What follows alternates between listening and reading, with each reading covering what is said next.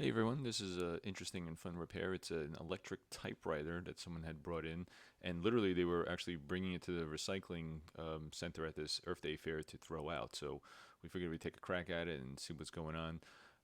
So taking it apart was a little bit of a challenge. I guess the most important thing was the set screws that held those knobs on the actual typewriter roller.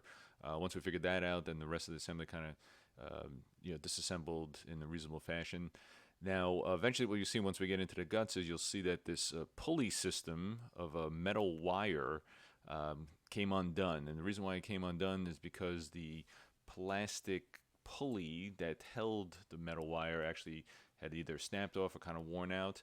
So after kind of tinkering back and forth, we figured out, how to route the wire around the two rollers so that the head would roll back and forth.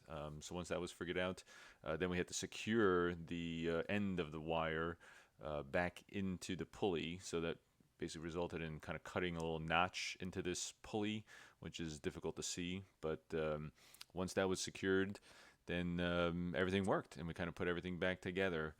Sadly, I don't have the working parts of the video, but just trust that it did work, and the client was very happy with saving this typewriter.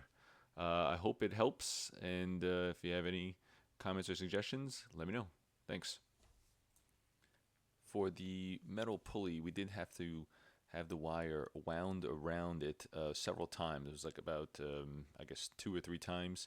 And we were able to get away with the slack because there actually was a metal tensioner on the other side that you'll see me holding on the left there. So that's how this was successful.